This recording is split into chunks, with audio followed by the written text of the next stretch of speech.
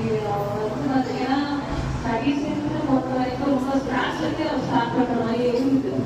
நீங்கள் வந்து மேம்க்கு அப்புறம் ஜாயின் பண்ண வரைக்கும் சார் எல்லாரும் ரொம்ப சப்போர்ட்டிவாக இருக்கிறதுனால நீங்கள் படிக்கிறதுலேருந்து ஒரு ஸ்டெப்பும் ஃபாஸ்ட்டாகவே இருக்கிற மாதிரி இருக்குது. லைக் எது புதுசாக படிக்கணும்னா இருந்தாலும் சரி எதாக இருந்தாலும் சரி ரொம்ப ஃபாஸ்ட்டாக இருக்காங்க இப்போ. அண்ட் படிப்புன்னு இல்லாமல் அதர் கரிக்குலம் பார்த்தீங்கன்னா எக்ஸாம்பிளுக்கு ஒரு ட்ராயிங்கோ அண்ட் ஈவன் அபாக்கஸ் அவர் இல்லை ஆக்சுவலி நீங்கள் ஜாயின் பண்ணலை. பட் இருந்தாலுமே மேமோட லைக் ஒரு சப்போர்ட்னால பார்த்தீங்கன்னா திருச்சியில் வந்து அவங்க அந்த அபாக்கஸுக்கு வந்து அவங்க வித்தின் 2 months நினைக்கிறேன் 2 monthsலேயே லைக் அந்த ப்ராக்டிஸ் பண்ணி அவங்க அதை வந்து லைக் வின் பண்ணாங்க. ஸோ அது ரொம்பவே எங்களுக்கு ஹாப்பியாக இருந்தது பார்க்குறேன். Thank you so much. நாங்கள் சாயிஷோட பேரண்ட்ஸு அவங்க ஹேண்ட் ரைட்டிங்காக ஒரு 2 monthsக்கு முன்னாடி நல்லா படிச்சிடுவான் எல்லாம் பண்ணிடுவான். பட் அவுட்புட் எழுதும்போது ஆன்சர் பேப்பரில் வந்து அவன் ஹேண்ட் ரைட்டிங் ஃப்ரீயாக இருக்காது. ஏன்னா நல்லா இருந்தால் தானே மார்க்கே கிடைக்கும்.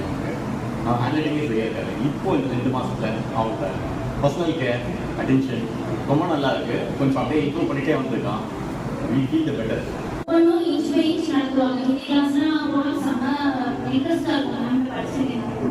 ஸோ அவங்களோட ஸ்டூடெண்ட் நான் அவங்க சொல்லிக் கொடுத்த டீச்சர் வந்து என்னோட பொண்ணு நான் அப்ளை பண்ணாங்க. அதனால தான் அவங்க சொல்ல முடியுது. ஃபஸ்ட்டு மேம் தான் தேங்க்யூ சொல்லுவாங்க. ரஜினியாஸ்ரீ அவங்க அபாக்கஸில் தான் ஜாயின் பண்ணி விட்டுருந்தேன். அடிஷன் வந்து இப்போ மேம் சொல்லி கொடுத்தது வச்சு அதை எனக்கு டீச் பண்ணுற அளவுக்கு அவருக்கு தெரியுது.